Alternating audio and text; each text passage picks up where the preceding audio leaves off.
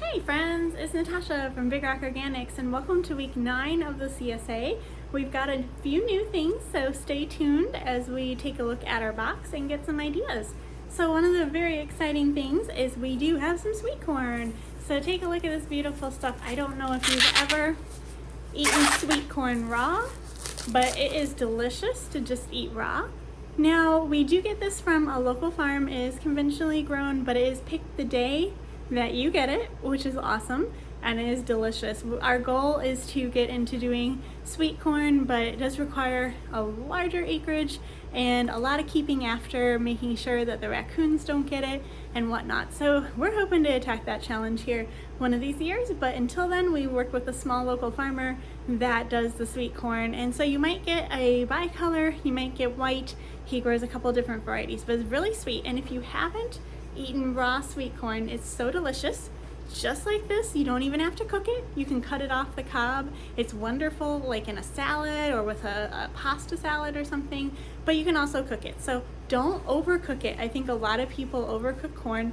You just want to husk it, get all this silk off of there, and then take and have your boiling water ready, dip your ear in. Personally, I don't like it very long, maybe a couple of minutes, and just make sure it's rolling in the water. And then I love a generous amount of butter, salt and pepper on it, and that's my favorite way. So on the cob, off the cob, it is wonderful, and I hope you do enjoy that. Also, I'm a huge fan of Mexican street corn, and that is wonderful. So you can take your corn and you put on a little bit of, oh gosh, you know what? I'm gonna find a recipe to technically get it right, all the different seasonings and things that add to it. So that's always something fun too to do. And those seasonings would also taste very, very good on squash. So of course, lots of squash this week.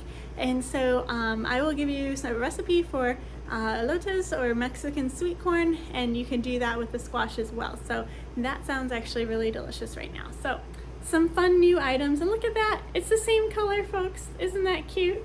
All right, so we've also got, for new things this week, we've got giant cabbage. All right, so we've got some green cabbage. Now, sometimes the weather conditions and cabbage being very, very, very, very ready can actually crack. This one here is doing okay, but a lot of these heads are about ready to just crack open. So if your head has a little bit of a crack in it or along the side or something, sorry, we tried, but literally as I picked them, it sounded like little gunshots going on in the garden. I didn't know if you know that you can actually crack your heads of cabbage. It is an interesting phenomenon. So we tried to make sure we got intact heads, but not all of them made it. Some of them cracked even as they were put into the basket. So when you do take a knife to it, you're gonna hear it just go and it just kind of springs and cracks. So, you know, action-loaded vegetables, that's what we're all about here. So these guys would be great for making sauerkraut. You can do sauerkraut in a jar. You don't have to have a great big, you know, whole setup for it. So we'll put a recipe in for that. Also great in coleslaw, though my favorite still is Napa cabbage. Also great in a saute. One of my favorite things to do with cabbage is to take and do a saute with onion and all that kind of stuff, and then just finish it with the sauce. And it is brown sugar, soy sauce, and let's see, it's 3 different things: brown sugar, soy sauce. Oh boy, why am I not gonna remember this? Okay, I'm gonna need to look that one up too. I feel like there's 3 things in it. Ah, yes, apple cider vinegar. I believe it's apple cider vinegar. I will confirm that, but it's like equal portions, I believe. And it's such a good, tangy, sweet, sour, salty, such a good sauce. And I found that on a recipe, I think last year, and that is religiously how I cook sauteed cabbage. So that is one of my favorites. So yeah, lots of cabbage here. A little bit goes a long way, so you're gonna be enjoying cabbage for days. We also have red cabbage in the garden, and we'll probably be bringing in the next couple weeks. And we also have a conehead cabbage, which is kind of fun. So all kinds of different cabbages. We have been just planting all of our fall cabbages. Well, I guess I need to plant them. We planted cauliflower, broccoli, and I gotta do cabbage, but we'll hopefully be able to see all these guys mature at the end of September or so and come back. So beautiful cabbage. Hope you enjoy that. Okay, so we got our cucumbers. As always, they are yielding like crazy. And I hope you've been enjoying these Suyo long cucumbers. They are my favorite. I was at the Oswego market, so hey, spread the word. If you know anybody in that area, come see us. We'll be there every Sunday from 9 to 1, and you can stop in and see me and our booth. But I was encouraging people to try these because a lot of people look at them and think they're really weird, but they are so delicious. So we'll give a recipe for refrigerator pickles this week because yeah, we're probably getting overloaded with cucumbers right now, and I personally need to do a batch of refrigerator pickles. This is my mother-in-law's recipe, and a very sweet memory is when my husband and I were dating. He actually made pickles with me, and I was like, oh, it's love at first pickle sight. So we try to make a batch of pickles every year, and they're so delicious and so good, but it always takes me back to when he spent the time to make pickles with me. So very special. All right, we've got those, we've got these, and of course, always looking to do something interesting. We have started, just a few have come in, so if you're a lucky ducky to get one of these this week, this is a lemon cucumber. So, you know, looks like a lemon, tastes like a cucumber. Just why? Because it's cool and it's something different. I haven't grown these in a long time, but this year I was like, you know what, why not? They're an heirloom, they're kind of fun. You want to pick them when they're a little bit smaller than a lemon, and you know, they're just a fun novelty. They cut into wedges really fun, and yeah, it's just something different, a different way a cucumber grows. You can also eat these like an apple, so you know, just pack them in a lunch, and they're like a little cucumber apple. So fun stuff there. Always great having those cucumber flavors. All right. Our herb this week is sage. Now, I love a brown butter sage saute, you know, like a drizzle, a sauce. That goes wonderful for a cream sauce. So if you made like a creamed like summer squash zucchini bake, that would be really yummy. So you take your sage and you want to chop it finely and do your brown butter and then cook the sage so it gets kind of crispity in there.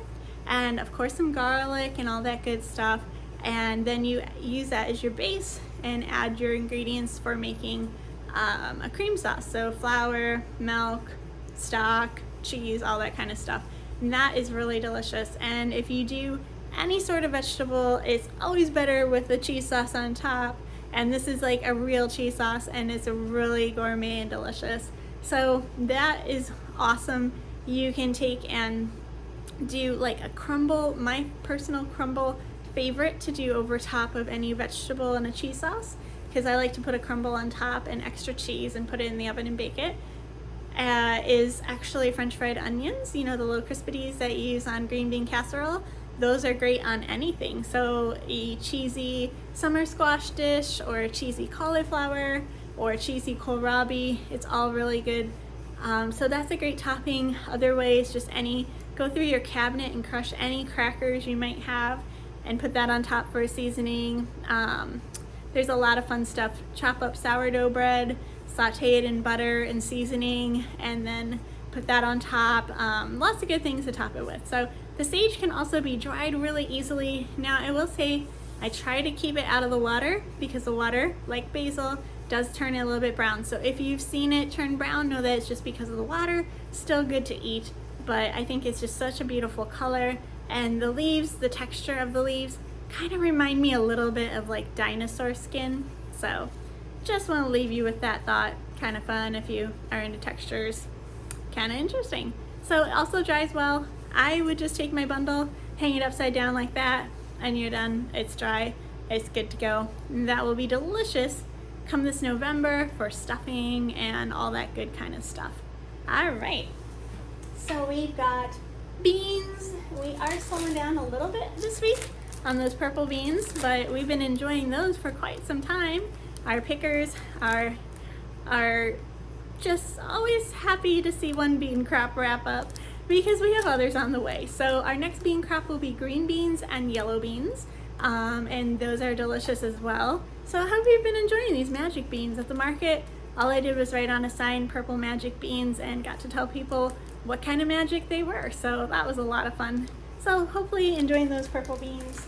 as always, let's see, we got a few turnips. I think we're gonna be wrapping up this crop, but I do have another crop planted of these delicious turnips.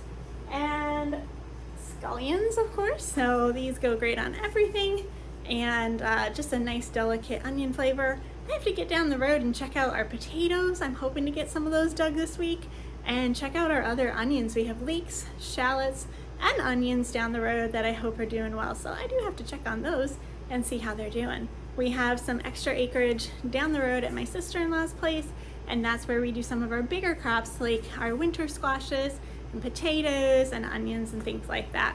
All right, and last but not least, we have some rhubarb. So we have been establishing a rhubarb plot here. We bought 50 plants and planted them in the spring, but you're not really supposed to pick the rhubarb the first year. You don't want to deplete the plant of too many nutrients, but these plants were looking so big and bushy that we decided to go ahead and just, trim out the plants a little bit, help create some new growth. So we do have some rhubarb here. So you can cook this down, you can stew it and put it through like a food mill, and then that's great to add to other fruits for like a sauce or compote. That's also very tasty, put on top of ice cream or yogurt or anything like that.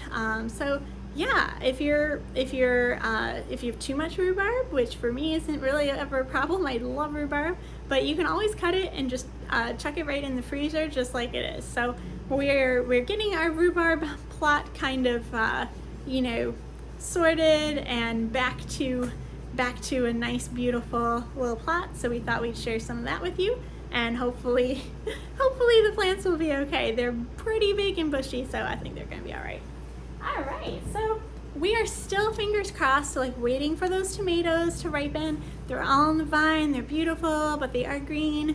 So we're waiting on that. We did have some damage this week.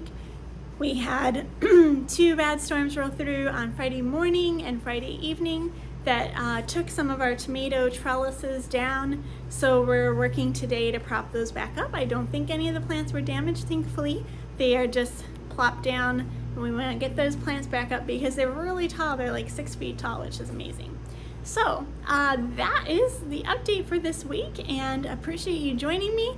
We'll post those recipes, and as always, like, comment, subscribe, and share your own ideas and recipes with me too. Thanks so much. Oh, and one last thing I want to mention. Our You Pick Flowers are starting this week. That will be running Thursday, Friday, Saturday at Esther's place from 10 to 6. And you just stop in the shop, say you want to pick flowers. It's $20 for a jar. And we give you some clippers and take you for a little stroll, show you what we're cutting, and you can come out and join us. So it's really fun. It's a great experience. So if you're looking for something to do fun in the next couple of weeks, we'll probably be doing this for, I'd say, about the next month or so as the flower production really picks up. Please come out and join us. So thanks guys again. Looking forward to another week of delicious eating. Bye.